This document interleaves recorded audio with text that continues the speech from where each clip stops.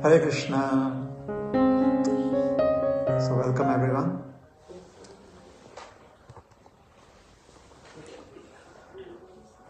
According to the Indian astrological calculations, or the Vedic astrological calculations, the calendar that we follow has designated the present month as being very, very auspicious. This is the month of Margashirsha. Even in the Bhagavad Gita, Krishna says, Masanam Margashirsho Aham. I am the month of Margashirsha amongst the 12 months of the zodiac calendar. So, 5,000 years ago, the Supreme Personality of Godhead, He spoke the transcendental knowledge of the existence of the soul and the connection that the soul has to the super soul. So 5,000 years ago, society was arranged a little differently than 2022. In fact, the arrangement of society was almost the same till about a century ago. And then came in a couple of wars in the last century. And the format according to which communities lived changed. Suddenly people found that they could make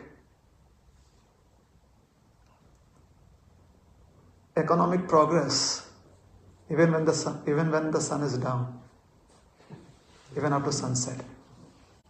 The wars, especially the war in the middle of the last century, made people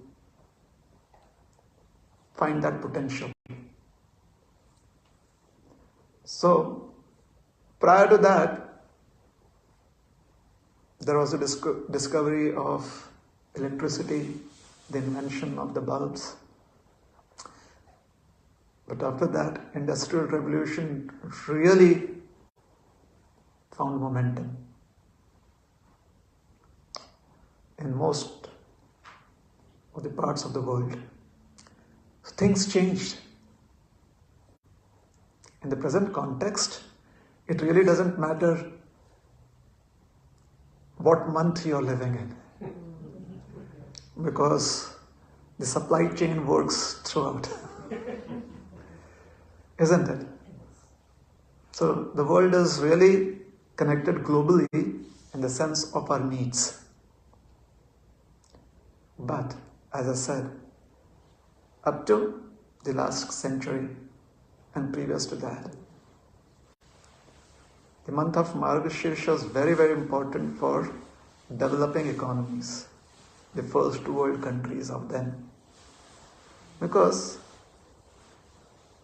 developed countries in those days were basically, they were an agrarian society. So to have grains, you have to cultivate your land. Everyone had to do that. And the economy was local. Therefore, the month of Margashirsha, which is also the month post-harvest, is when everyone has time. And there was no PUBGs or... So vacation would mean visiting holy places. Vacation would mean focusing on the understanding of one's existence in life. Because the other months would just take out your energy trying to maintain the body. Isn't it? Now, from one point of view, at least they had vacation time where they could practice their spiritual life. Today's times we are in a catch-22 situation. there's practically no vacations, practically speaking, and whatever vacation is there, well, the week on soul takes up your time. Isn't it? So in those days, people found the balance between their spiritual practices and their daily needs on the basis of the Panchanga, the Vedic calendar. In today's time, especially in the ISKCON communities, our calendars are weekly calendars, every Sunday. Isn't it?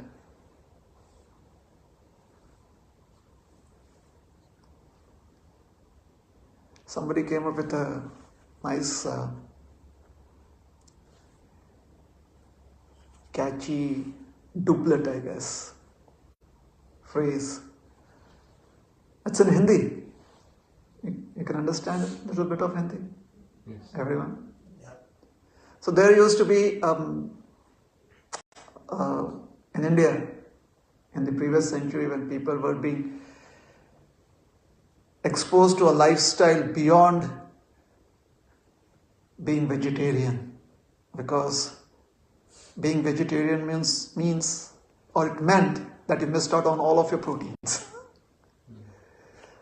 So there was this wide-scale propaganda on the local television.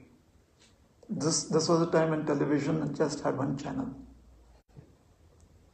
Can you imagine? Just one channel? So there was this propaganda. Sunday ho ya Monday? Something like that. See, everyone who's above 40 or 35, they can. Yeah, so we don't complete the duplet in such, isn't it, gatherings. We don't do that. So people, they are very quirky, and somebody came up with this duplet. Sunday to Sunday, जाना है ISKCON temple, नहीं तो खाओगे यमराज के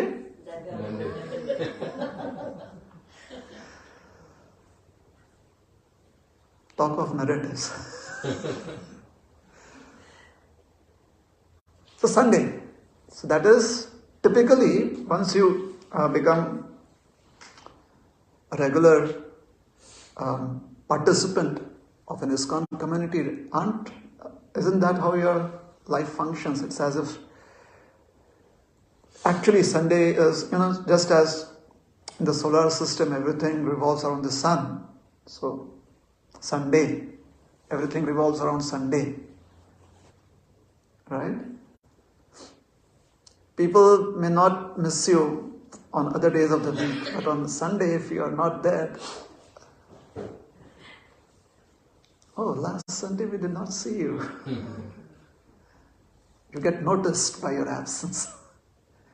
So you see how life is, the lifestyle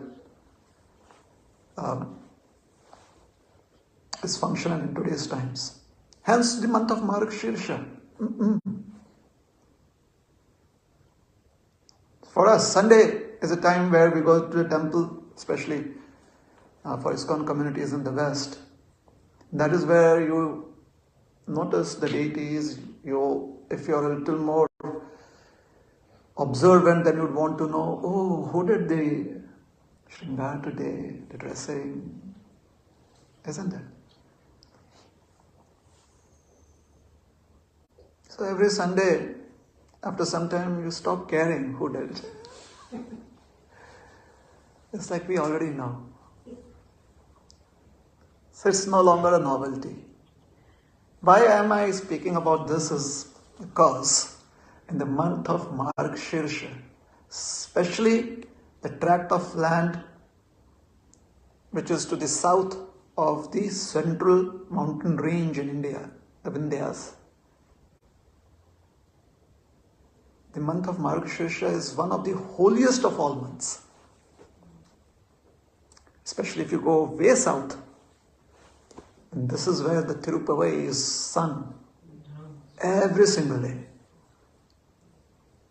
It is dedicated to the Supreme Goddess, who is glorifying her Lord. Andan. Yes? Every single day. In fact, it's for 40 days actually. The month of Margashirsha. So maybe Krishna is a little South Indian, I guess. Because he says, Masanam Margashirsham. I wish he would have said Masanam Kartikoam. But then there's glorification of Kartik too. Isn't it? Jokes apart. Margashirsha. So she is the Supreme Goddess worshipped very diligently by all the devotees who worship Lord Narayan, especially Lord Krishna. And especially in those days, till we became a global community, prior to that, young girls were very much encouraged to sing it every single day. Young unmarried girls. Why? Because then you'd have a husband who's as good as Lord Narayan.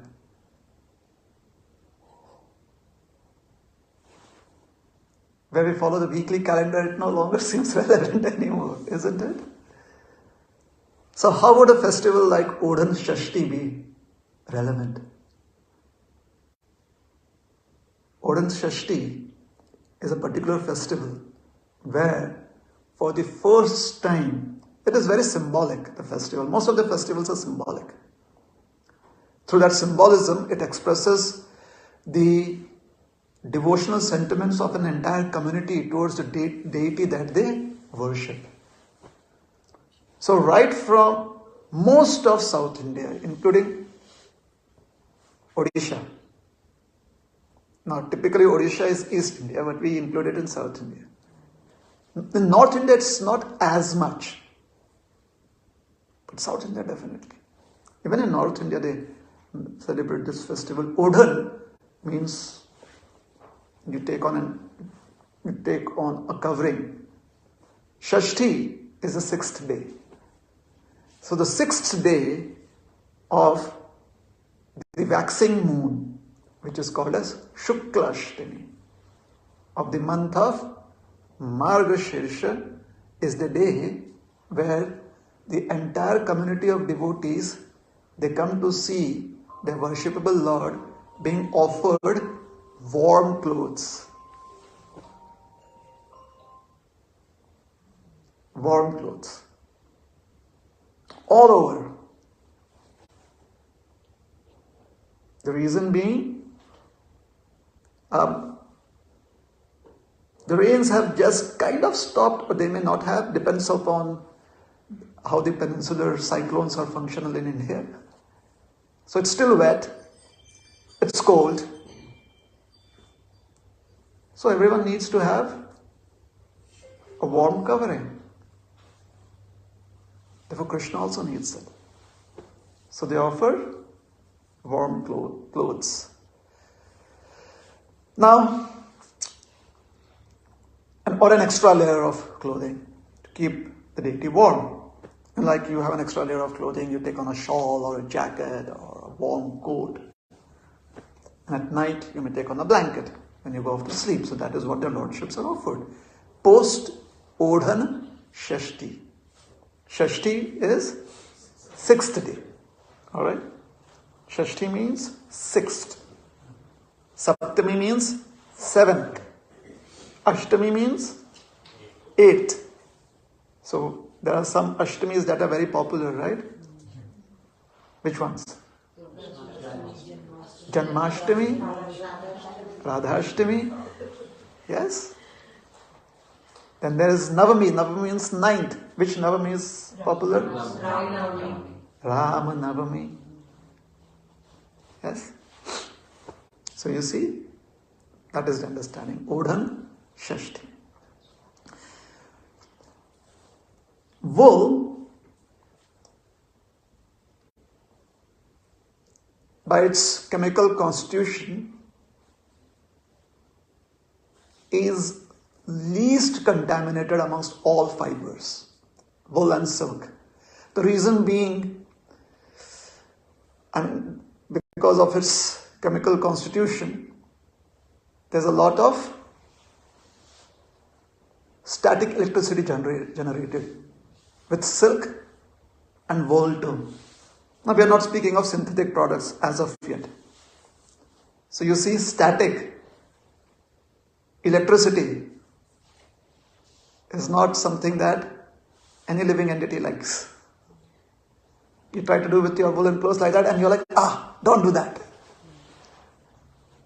So you see why wool and why silk are considered to be pure always. There's no need to wash it. Because there are no organic contaminants or very less organic contaminants. Every other fabric should be washed regularly. Yes?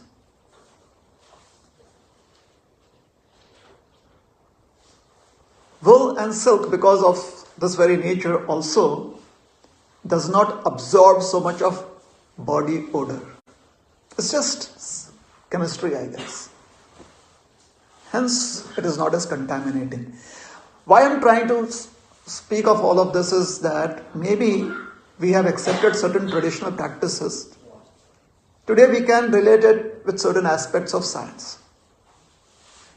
Science basically means I only believe what I know, what I can understand. So this is how we understand. So in Jagannath Puri, where the Supreme Lord, Sri Jagannath Dev, resides, is living with his siblings, Baladev and Subhadra, and he has his close confidant, Sudarshan. So these four personalities live in Sri Jagannath Puri Dham. Chaitanya Mahaprabhu, who's very much worshipped by so many Gaudiya Vaishnavas, in fact all of them, being non-different from Krishna, when he descended in this universe,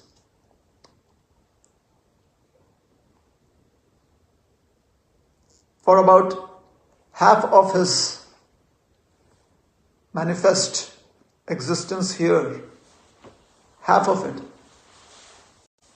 he spent in Jagannath Puri. 6 years he travelled. Other than that, 24 years he spent in Jagannath Puri. So devotees would come to visit him from Bengal. Not many devotees from other parts would come, but devotees from Bengal would definitely come to visit him. They would travel to Jagannath Puri. So if they would come during the time of Odhan Shashti, they would see the festival along with Sri Chaitanya Mahaprabhu. The Lord would be offered garlands, new bracelets, armlets,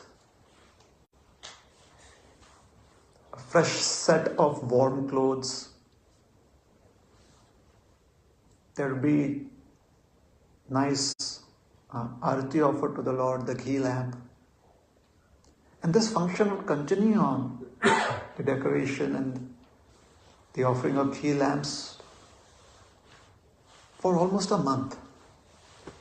So it was a festival season. Every day they would come and have darshan. They would come and see Lord Jagannath, and they would see the wonderful way the Lord is being the Lord or their lordships. All of them are being decorated. This would go on till Makar Sankranti. which is about the 8th day of the waning moon of the month of Push. It's almost like 40-50 days apart. Makar Sankranti. Or Makar Sankranti. The month of January. Somewhere in the middle of the month of January. So Odhan Shashti happened recently. Today is almost, I guess, Navami. Tomorrow should be Dashmi. And day after is? Mokshada Ekadashi. It is Margashirsha Shukla Ekadashi. The day that we worship as the advent of Srimad Bhagavad Gita, the knowledge of transcendence given by Sri Krishna 5,000 years ago. Not the book. Alright, not the book. Because very soon the book is going to disappear and we are going to have e-books. And then there will be a problem because now what are we supposed to worship? So we'll bring out a copy of our grandfather's Bhagavad Gita. That, because no longer it could be available in print form. It's quite possible. And even if it is available in print form, people would just keep it there for the month of Margshirsh to worship it. Because it has to be preserved. Everything is digital now. So what do we worship? We worship the advent of this transcendental knowledge that was given by Sri Krishna to Arjuna 5,000 years ago. Please remember that. Alright? So if someplace someone does not have the physical copy, don't worry. You can still worship the transcendental form of this knowledge. Yes? However, if the book is there, it's helpful for most of us. We know that this is where we have to focus. We don't have to focus into space. Yeah? So Mokshada Ekadashi. So this period, this fortnight, is a fortnight where on the 6th day, we have Odhan Shashti. So when could have Odhan Shashti been there? If today is, I think, Navami. Monday. It was this Monday, right? Did we give warm clothes to anyone? We did not feel the need. It doesn't seem relevant anymore. Hence I said about 5,000 years ago, because the lifestyle was a little different. Yeah. So now we come to those days when Sri Chaitanya Mahaprabhu was living in Sri Jagannath Puri. So can you imagine how excited they were, because it was really turning cold and the Lord's ships were going to be offered new cloth. So this particular year, a very great personality of the name of Pundarika Vidyanidhi. What was the name? Pundarika Vidyanidhi. Alright? He had come from Bengal to Sri Jagannath Puri. Now he was very much revered because he was very knowledgeable. He was very sincere in his practices. He was quite wealthy too.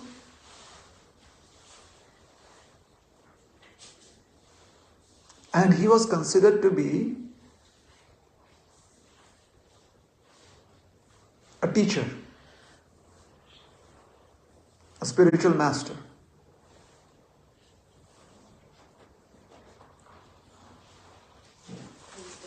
Thank you. Hare Krishna. So he was a spiritual master of Gadadhar Pandit. Chaitanya Mahaprabhu would call him Bab. father.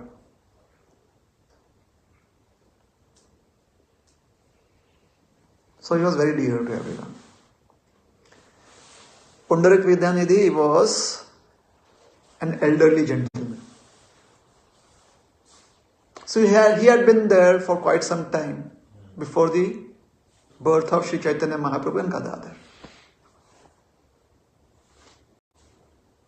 He used to live in Bengal.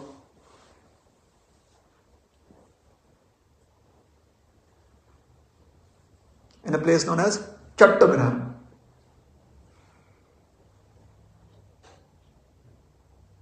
What is it called as today? Chittagong. East Bengal. However, he was a wealthy person. So he had his second home. You know second homes? He had his vacation home in Navadvip. Navadvip was a township of very, very learned people. One of them was a person of the name Swarup. These two were very good friends.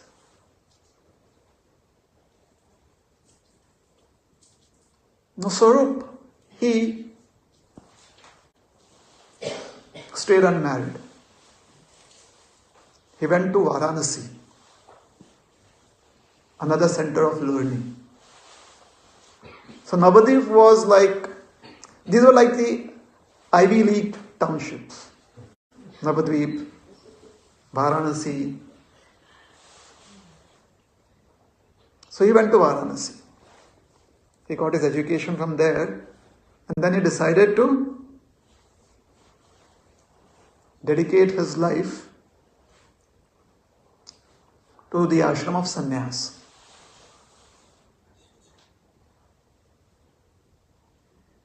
He had also heard that Sri Chaitanya Mahaprabhu had taken sannyas.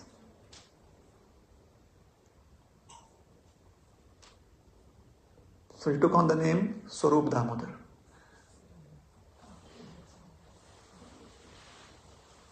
Alright? Swarup Damodar was also an elderly gentleman. And the two were friends. Who? Pundarik Vidyanidhi and Swarup Damodar. When Swarup Damodar heard that Sri Chaitanya Mahaprabhu had gone to Jagannath Puri, he said, alright, I'm taking a transfer. So he applied for that position in Jagannath Puri. He took on a new job. As a sannyasi, he changed his team. Now he was a team lead in Jagannath Puri. Previously he was in Navadvip.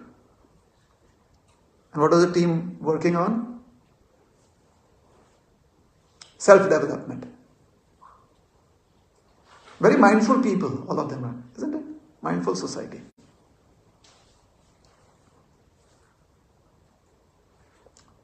So the two friends met again when Pundarik Vidyanidhi visited Jagannath Puri. So Swarup Damodar Goswami, he said, let me take you to the temple. He said, yeah, let us go. There's a special festival. He said, I know, it is Odhan Shashti. Learned people, right? So he knew it's Odhan Shashti. So he was very eager to see the Lord being offered new clothes. So when he goes there, in Jagannath Puri, because Puri practically is kind of always warm. Jagannath Puri is typically warm throughout the year. But it gets slightly cold. Like if the temperatures are always like 80s in Jagannath Puri, then during the month of December it would be maybe in the lower 70s. That is cold.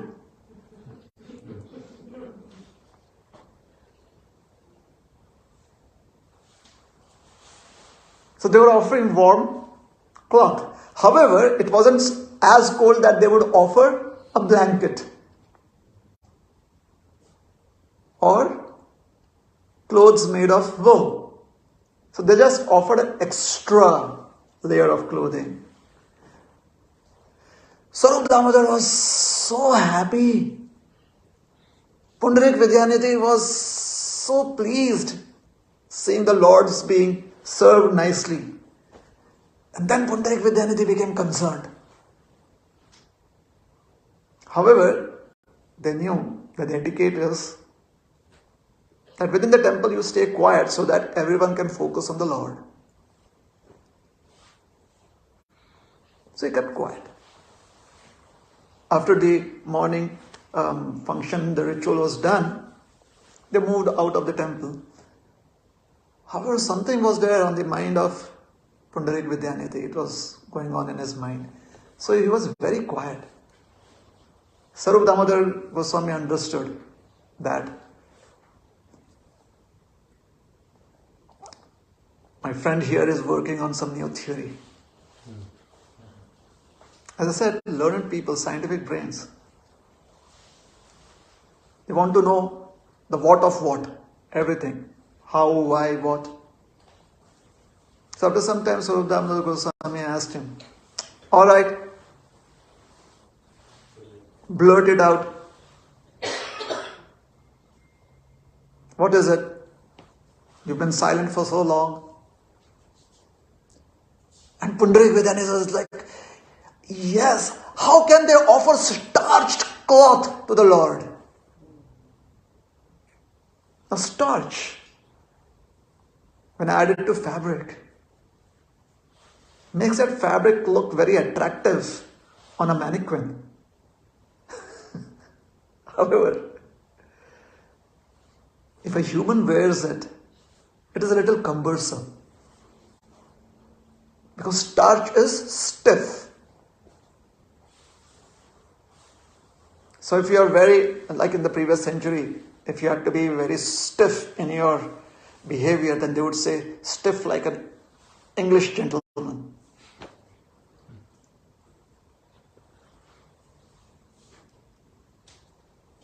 But then it's very uncomfortable too. They are not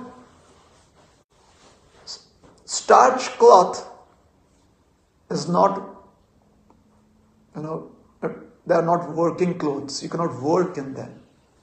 You can just be presentable for a photo shoot. That's it. So Pundarik Vidyanidhi was very concerned. Why?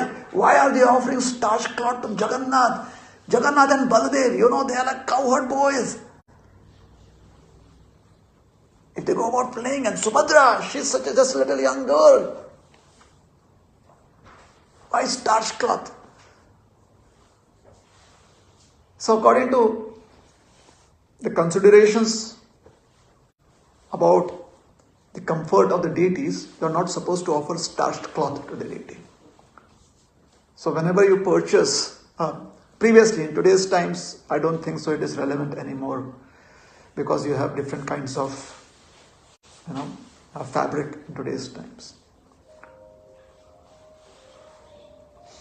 But previously, the cloth in the stores had to look very presentable, so they would all be starched. So you have to bring the clothes, you buy them, and then you have to give them at least one wash, if not more, before putting it on. So every festival, it was considered very, let us say, mandatory that you should have new cloth. But at the same time, you could not wear it as it is. You have to wash it at least once. If you did not wash it, then people are like, it is inauspicious. And then you asked him why, and they're like, don't ask questions. So later on, you understand chemistry, you understand biology, and then you kind of relate things. So the deities should not be offered starch cloth.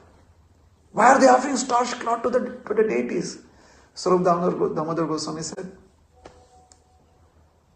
Lord Jagannath here likes the way the devotees serve him. So just forget it. Don't worry. Pundarik Vidyanidhi said, no. I can understand that Lord Jagannath is happy receiving the love and affection of the devotees. However, the devotees, they should consider this point. And Swarup Damodar Goswami is, you've just come here this year. Jagannath has been here since thousands of years. Every year they offer him the new starch cloth. If Lord Jagannath is happy about it, then you need not be so concerned. Pundarik Vidyanidhi is like, I understand what you're saying. However, the country where I come from, the land where I come from, Bengal, there we offer washed cloth to the Lord. You know, sometimes when you grow up in a particular tradition, it is so difficult to accept another tradition, especially if it is clashing with your traditions. You're like, all right, if people tell me, I'll do it, but then you have sleepless nights about it. Pundarik Vidyanidhi was having a sleepless night that evening. He was tossing and turning, and in his subconscious mind, this debate was going on. Why are they doing it? Why should they offer the cloth which is not washed to the Lord? How can you offer starch cloth? So physically, he's in bed, he's in sleep, but subconsciously, he's just tossing and turning. And seeing him in such an uncomfortable situation, the Lord decides to relieve his stress. So Jagannath and Baladev, they appear in a dream to him.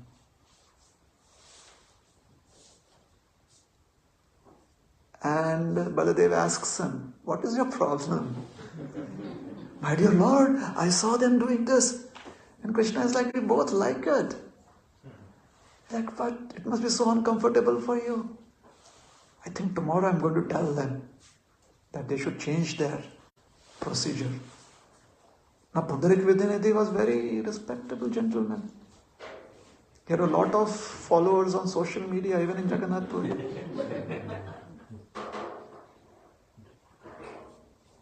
However, changing age-old practices without substantial reason may sometimes not be acceptable even to the Lord.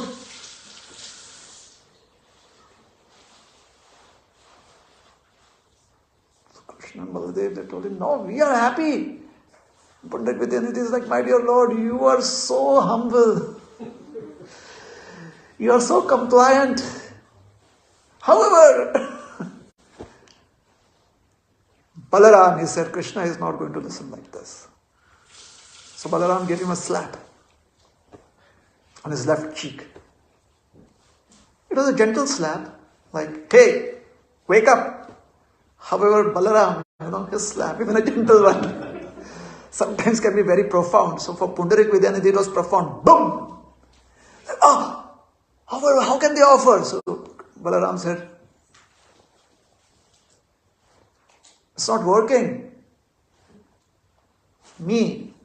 I'm not able to do him much. Krishna, now you have to intervene. So Krishna gives him a slap on his left cheek. Boom. Gentle enough, but then Krishna, he is the brother of Balaram.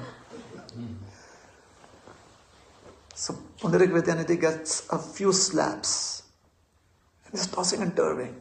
And then Krishna and Balaram, they gently warn him. Now, warnings can be gentle, so they gently warn him. Don't you dare change the rituals that the devotees here are using to serve us. We are happy.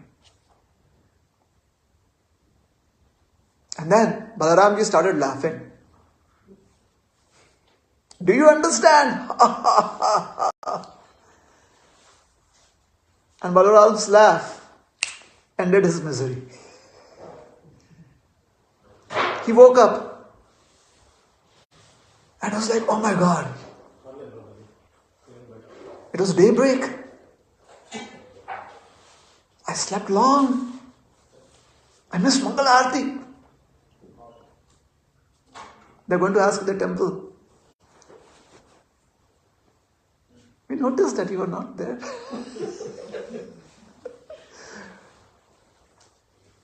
Especially Pundarik Vidyanidhi had come on a yatra. So Sarva Damodar asked him, I noticed that you were not there, but he had a shawl all around his face, like covered up. And he was like, So Pundarik Vidyanidhi says, what's this with all the shawl? This is Jagannath Puri. It's like it's high 70s, come on. He says, remove the shawl. Like, no. What's with the shawl? No. So now friends, you know what friends do? Pulled at the shawl. Pundarik Vidyanidhi came along with the shawl. He says, not you go back. Shawl.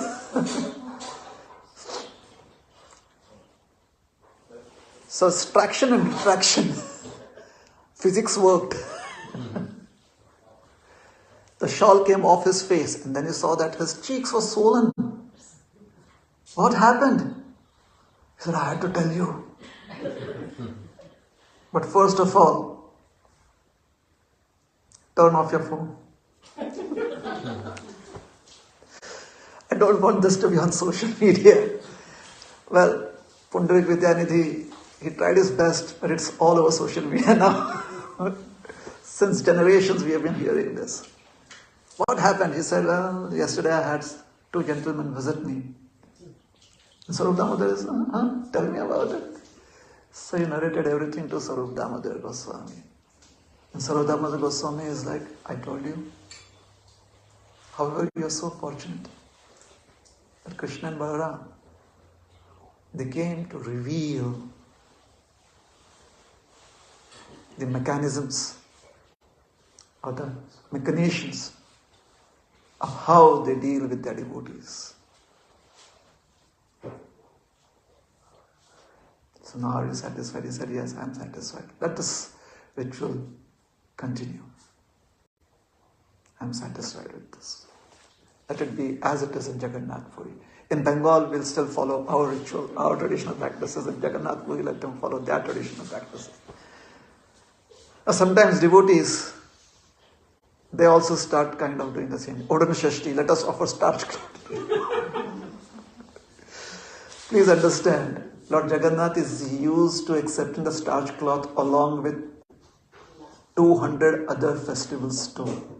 There are almost about 200 plus festivals in Jagannath Puri, almost every single day. So if you want to offer starch cloth, also be ready to subscribe to the other festivals too. Otherwise, just offer a nice prasad bhoga to the Lord. Eat it as prasad and chant Hare Krishna, Krishna Krishna, Hare Hare. Hare Rama, Rama Rama, Hare Hare. This incident is very revealing. First of all, it is all right if you do not know about particular customs, even if one has been practicing Krishna consciousness for a long, long time.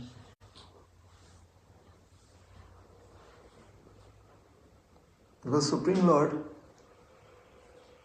has not standardized procedures all over. The Supreme Lord is not the CEO of Amazon. The Supreme Lord is very much Indian. So there are standard procedures, and then there are those procedures that the Lord Himself accepts beyond those standard procedures. So it is perfectly alright not to know. So if we are not aware of certain procedures, as long as you have sufficient on your plate, be happy.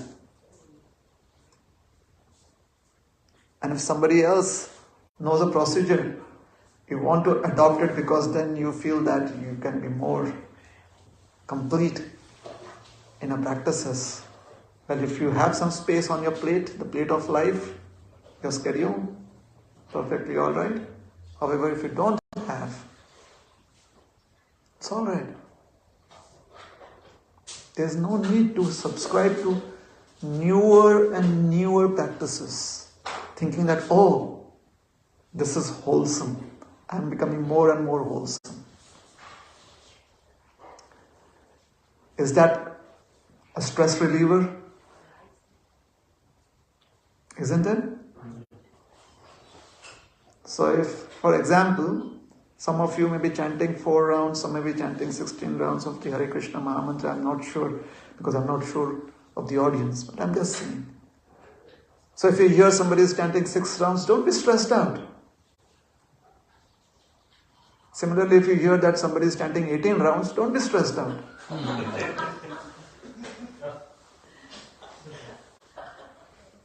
If you want to do 18 rounds, do it stress-free. If you want to do 6 rounds, do it stress-free. It's perfectly all right not to be aware of certain practices. And if you don't subscribe to those practices, doesn't mean that you are missing out on some action.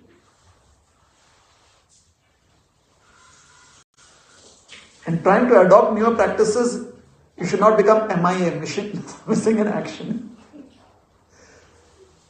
Yeah? So perfectly alright. Secondly, knowledge is always beneficial. So keep your minds and your hearts and wherever you think your knowledge rests, your ears, keep that open. Always. And one of the ways to increase one's knowledge base is being open to explore.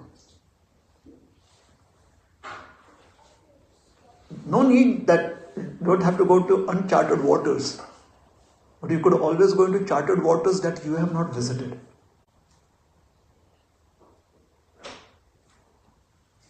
Pundarik Vidyanidhi must have come to Jagannath Puri previously, maybe not. He started coming to Jagannath Puri because Chaitanya Mahaprabhu went there.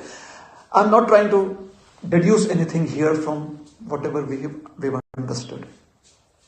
But what definitely we can try and learn from this description is that having knowledge is helpful. Why?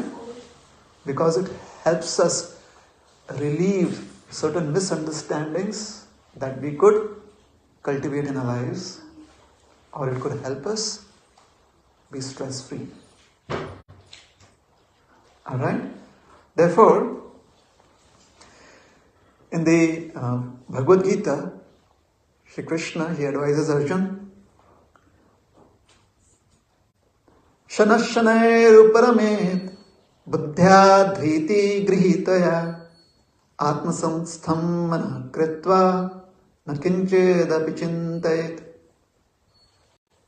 Na chintayet? Stress-free. Krishna is advising Arjuna to follow certain principles by which one can be stress-free. And he says, to be stress-free, one must use one's intelligence.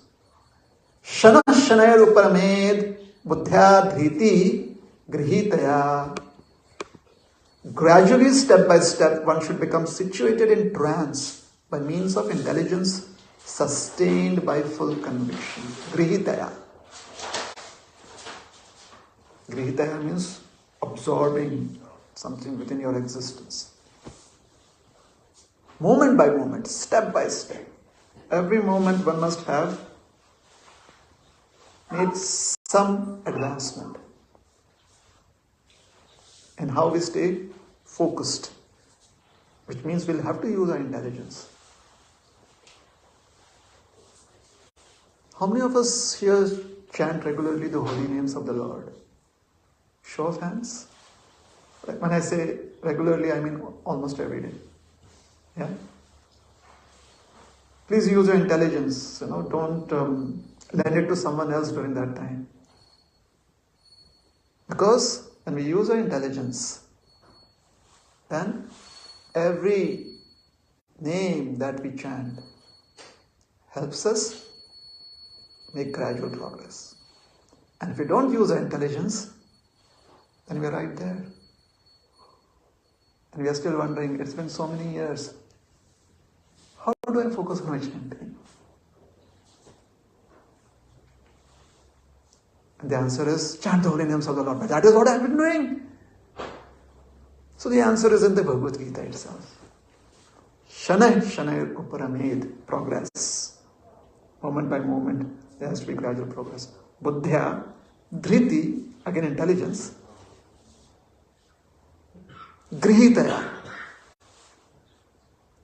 You have to use your intelligence such that you can absorb and make advancement. Or you can absorb knowledge and bring about a change in your approach to your practices. What kind of change? A good change. And thus, the mind should be fixed on the self alone and should think of nothing else. Na chintayet. Should think of nothing else. Stress-free. Alright? So we'll stop here. Thank you very much. Hare Krishna. Any questions, any comments? One question to Krishna. Hare Krishna. So you said Krishna, Jagannath, actually, chastised Vriksha. Okay.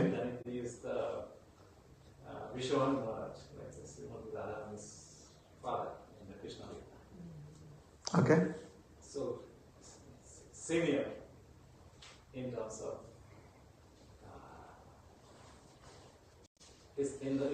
in Krishna Lila, right? From Krishna. I know Krishna is the Supreme Personality Godhead, so why he needs to teach him a lesson or something like that? Oh, you are saying that Jagannath being Krishna. Why you should do that? Then where is the fun if we are going to equate Jagannath is equal to Krishna, is equal to Ram, is equal to Narsinghadev, then where is the fun? There, all of them have their own characteristics. So Krishna as Jagannath has his own way of interacting with his devotees or with his associates. Alright? So it's a little different. So, Prabhu, we are going through Gita Jayanti, so anybody... Oh, by the way, another point to note is that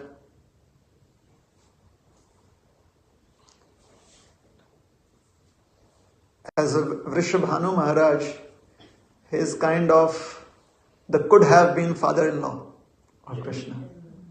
As Pundarik Vidyanidhi, he is just a guru of his friend. And he is like the adopted father, or maybe Chaitanya Mahaprabhu is the adopted son. But since Chaitanya Mahaprabhu said that he is like my father, so it is adopted father of Chaitanya Mahaprabhu. Alright? So, and Chaitanya Mahaprabhu worships Jagannath as a Supreme Lord. Pundarik Vidyanidhi also worships Jagannath as a Supreme Lord. So, Supreme Lord is interacting with the devotee. Yeah. So that point has to be taken into consideration too. Just like what happened to Ramanujacharya, like he also did similar, like say, you guys are not following the procedures, and next day you can see he is in a different city after the steps, like some pastimes of Ramanujacharya. And he came to Jagannath and he told the Pujaris, you are not following the procedures. So next day he was in a different place. I heard that.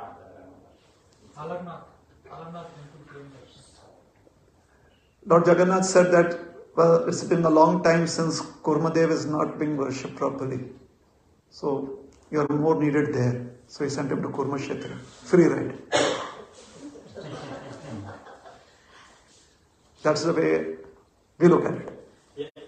He said, Jagannath, see, in Jagannath Puri, I have so many people here serving me, but people have forgotten Kurmadev. And you need to go and establish certain procedures there. So Chaitanya, Lord Jagannath, he arranged for Garuda Airlines or something like that. And gave him an overnight ride, red-eye flight to Kurma Kshetra.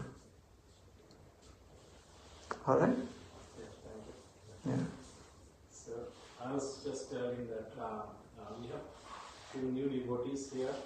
Mm-hmm. So I like if anybody does not have Bhagavad Gita as it is, so just I want to give a gift. I have Bhagavad Gita. So, Oh, that's wonderful. yeah, so you can give it to them. So anybody does not have Bhagavad Gita here, like you have Bhagavad Gita. Freebies. There are freebies being offered.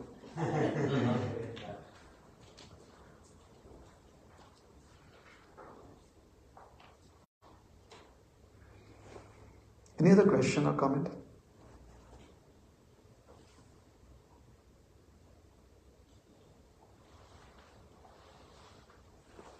Alright, so we'll stop. Thank you so much, Prabhu, for such wonderful class.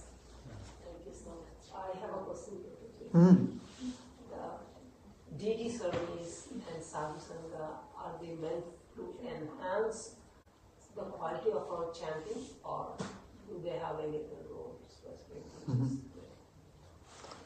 Well, the principles that you're stating are 2 of the 5 principles. Of the remaining 3, 1 is chanting. So maybe chanting is also meant to enhance our chanting. These principles are meant to help us be very productive in our sadhana. So if the sadhana is chanting, then yeah, that is how we can look at it. The 5 principles.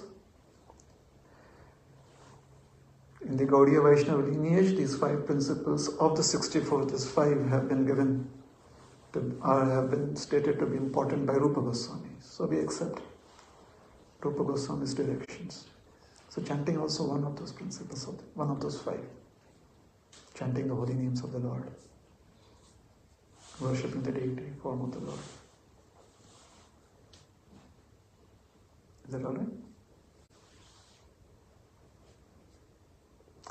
Any other question? Yes.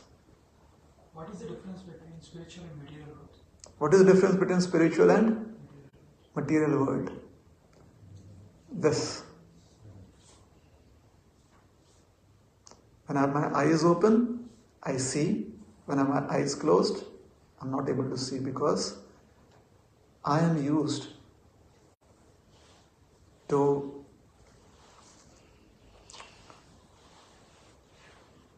understanding with my eyes open. So spiritual life is where your eyes are open. Material life is where the eyes are closed. Spiritual world, That is spiritual world. Spiritual world is a world where your eyes of knowledge are closed. Eyes of knowledge are open. Material world is where the eyes of knowledge are closed. Okay. So when you have the vision of knowledge, then that is a spiritual world. It's like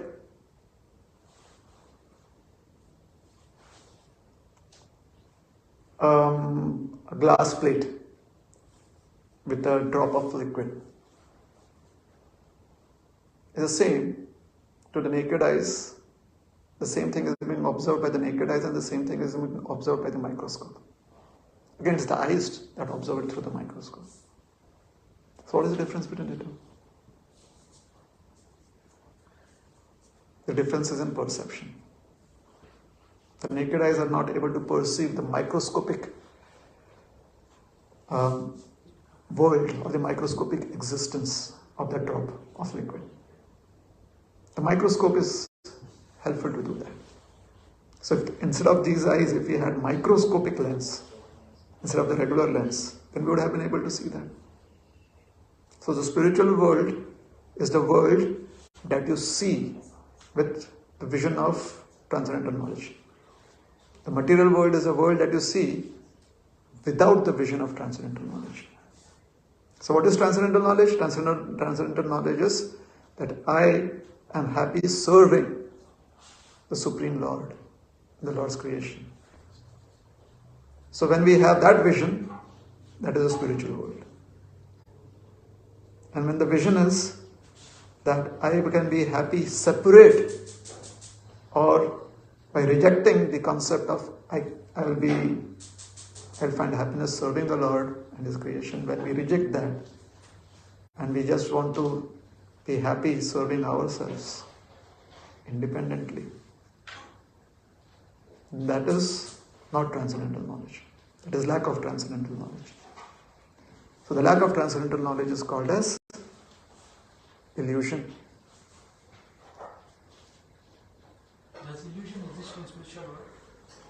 Why would illusion exist in the spiritual world? Illusion doesn't exist at all. It only exists within the conception of somebody who is not having proper vision. So Janma Jara Vyadhi Mrityu is actually associated with material world, right? Janma, Jara, Vyadhi and Mrityu are associated with the material world.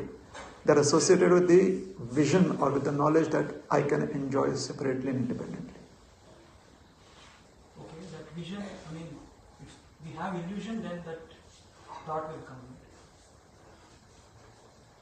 Yeah, So in spiritual world, we don't have that illusion. we shouldn't have that illusion. As soon as we have that illusion, then we find the material. It's like, as I said, as soon as I shut the eyes, then I am not able to see.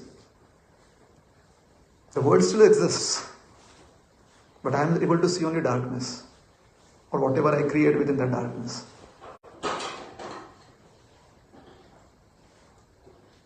Okay. Why I am asking all these things is actually I found something, I mean, fallback theory is there, right, in ISKCON. We have this fallback theory. You mean fall down? Yeah. Fall down theory? Fall from Bolo caste, again we come to this. I mean, everyone will say like this, right? Yet. Okay. And material world is nothing but this Janma Chakra, I mean, Punarjanma, Janma, we actually, I mean, circling till we actually surrender to Krishna and again we get delivered to spiritual world. And Krishna promised many times in Bhagavad Gita and other scriptures as well, you will never return. He said many times like that. You could say a couple of times, maybe. I'm not exactly the figure, 6 but to 7 times. yeah, so many times you say, like less than 10. Yeah. There are other things that he had to also talk to Arjuna, right? So yeah, it is a little repetitive, yes. So here we have Maya. So we have all these Kama, Krodha, Lobha, Moha, Mada, Matsarya. Because of all these things, and we fall into trap of this Maya, and we will be encircling this Janma Chakra. Right? Okay. When we get knowledge through Bhakti or some other way, we get enlightened and we can observe the Sachidananda Parabrahma. There is nothing but Krishna. Mm-hmm. Okay? When we surrender Him and we completely dedicate to Him and Antyakale. Is everyone able to hear? Yeah. I'm sorry, otherwise you could speak a little louder. I am able to hear, so that everyone can listen to your question. Yeah, please continue. Even Krishna says, you, at the end, if you chant my name, or if you think of me, you will never return. I mean, you will come to my world, eternity will be there, like that. And all this sadhana we are actually doing just to get out of this material world. Right? Yeah, I'm trying to understand what is your question. Yeah, question is like, I mean, this fallback, this what? I mean, for that, many acharyas, I mean, I have discussed with many Prabhuji's in ISKCON for long 12 years, more than 12 years. Everyone say like, I mean, even I have seen Srila Prabhupada's illustration one thing, where he says, Krishna has promised. It doesn't mean if you are not fulfilling that, if you are doing something else, or if you want to become like, think like Krishna, you want to enjoy like Krishna, then he can break this promise. It has happened for Vriksha. He promises, right? I mean, he owes like, I will not touch any weapon in the war. And also, this Jaya Vijaya. So what is the question? I mean, if this fallback theory is correct, means, I mean, all these millions, innumerable, all these living beings, we fall back from Vaikuntha means, I mean, or Goloka, we fall back means, what is the point? I mean, where exactly this, I mean, Krishna has failed all these promises, or are we, I mean, see, we all came from Krishna, right? Okay, so from what I understand, the gist of it is that the living entities here, if we say right now, the material world, for us we take the material world to be different from the spiritual world. For the sake of discussion. Material world is different from the spiritual world. For the sake of discussion, we are considering that. Therefore, those who are in the material world are in illusion. Spiritual world, they are not in illusion. Now here in the material world, Krishna has come and he has spoken to Arjuna, and we have that knowledge in the form of Bhagavad Gita, where he says a couple of times, 5 to 7 times, he says that once you have come to me, you'll never again come back to the material world. You'll be free from the cycle of birth and death. Yes. That's a gist, right? Yes. So the question is Krishna breaking his promise? And if Krishna has promised, then what is the guarantee that we will not again come back to the material world? Then there is no difference between material world and spiritual world. If we are again falling back from spiritual world means. No, I said for the sake of discussion, we are considering that to be two different worlds. And there is nothing like eternity or anything. We will be like doing all this Janma Chakra and all these things. And what Krishna said in Bhagavad Gita differs, if that is true. So the question is Krishna not keeping his promise, or is Krishna putting us into... I understand you believe in Krishna. I'm trying to understand what the question is. My question is, I believe in Krishna completely. So that's why I believe in Krishna, whatever Krishna said. I will never fall back. Okay. From the spiritual world. If I get Krishna's mercy, if I go to Goloka, I will not fall back. Right. Okay, because Krishna has promised. Okay. Supreme, but here, I mean, here I observed like some. That's the only, I mean, main doubt I have. So what is the doubt? You believe in Krishna, so what is the doubt? Doubt is nothing but some, Prabhuji, some saying, I mean, if you go to Goloka, again, if you think like if you think like you are the enjoyer, and you will again fall back. That's like that people are saying. And where is the praman for that? That's what I am asking. No, you are asking me. I did not say that. Because I think his question is that how did we fall from there to here? Yeah. Then after going there we became... No, I don't think that is his question. His question is that if I go back, then I will again Will I go or not? be into illusion. His question is that. So I'm not saying that is right or wrong. I want to see what is the praman for that. Correct. I have asked the same thing. I have even argued. No, but why would that statement be made? That if I do that? Where did you read that? That's one question. If you read somewhere this, we can tell you. The example of Jaya Vijaya. Yeah, people are actually... No, Jaya Vijaya, that is the consideration where they came to the material world for certain purposes, whatever it was there, and then they got liberated. That is true. And There's no second comeback. whenever Krishna wants to come, right, all these Parshas, they also come. I mean, he's like nothing, they are not different from other things. Jaya Vijaya is part of Krishna, like Shankh Chakra. When Krishna comes... We are also part of Krishna only. Correct. Alright? So everyone is part of Krishna. That apart. Yeah. Alright? But There's no distinction between us as being part of Krishna and Jaya Vijaya being part of Krishna, or the other Parshads being an expansion of Krishna. we are very minute. Jaya Vijaya are also minute. Correct. But they are... The difference is that they have certain aspects that we may not have. That is it. Everything is expansion of Krishna. And certain energies of his is Sandhini. There are various energies of his, of Krishna's. Some of them are called as Prakash, some of them are called as Vilas. Various ways that philosophy has been explained. So even a living entity is actually part and parcel of Krishna. Even we are. Alright? Why do we make a distinction between ourselves and the Parshads? We, because of our constitutional existence, we can choose to reject Krishna.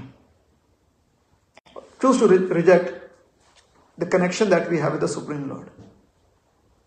Jay and Vijay never choose to do that. Therefore, Krishna has to make arrangement for them to be here. He did not make an arrangement for us to be here. Does it make sense? So that is why they are called as Parshads. I'm not sure about Shankh Chakra being Jay and Vijay. I'm not sure of that. No. What I'm trying to say is, like Jaya Vijaya, Shankh Chakra also descends to earth, right? Whenever Krishna, all the Ayodhas can come. Yeah. There's no issue with that. Yeah. There's They no are issue. also like personalities. Yeah, they have permanent visas. If whenever they want, they can Sudarshan visit. is a personality. Yeah. We come on, like immigrant visa here. Therefore, to go back, we need to re-qualify. Yeah. So this actually, They come on diplomatic visa. Sorry, they come on diplomatic visa. Jay and Vijay, the other Parshadas, the Ayodhas, they come on diplomatic visa. So the rules of this world does not really apply to them. Alright? So when Krishna makes a statement that once you've decided to resurrect yourself. Once the living entity says that, yes, Krishna, again I want to just take the choice of wanting to serve you eternally, always, and be happy, because that is where happiness is, then one does not come back to illusion again.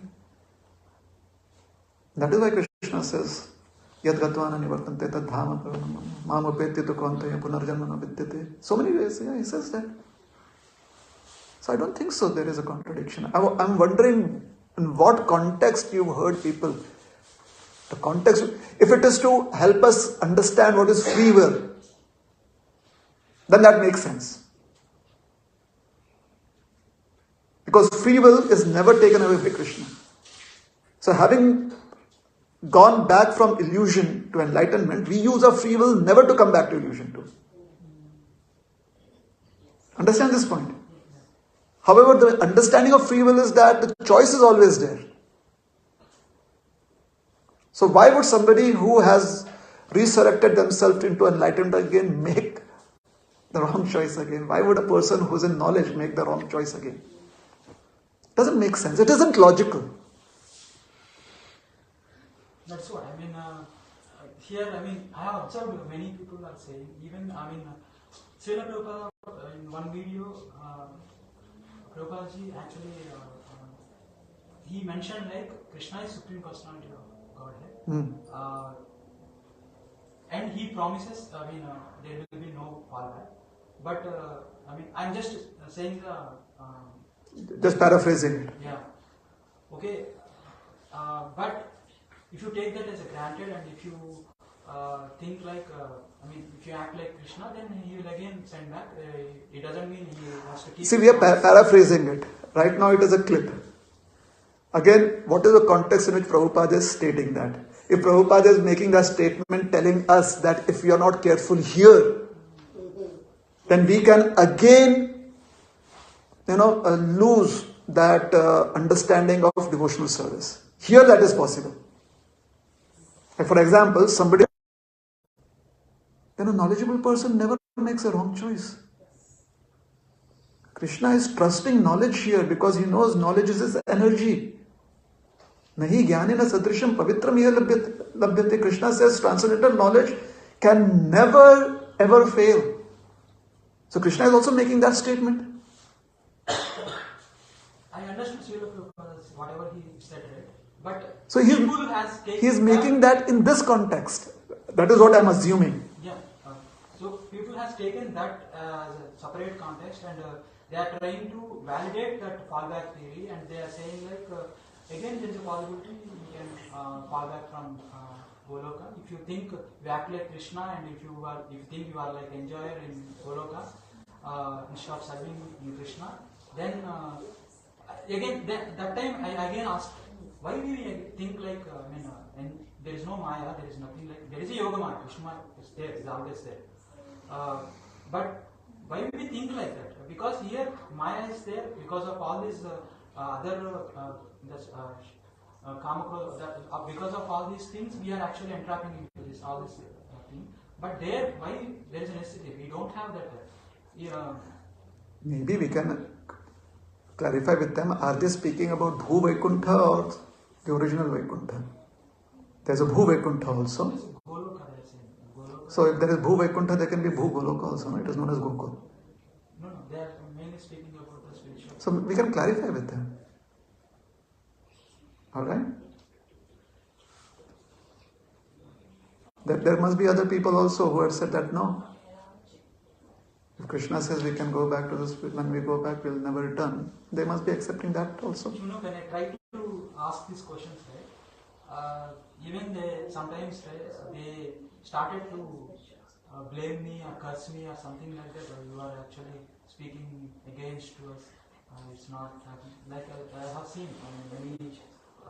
So I stopped asking this main question. That's the reason.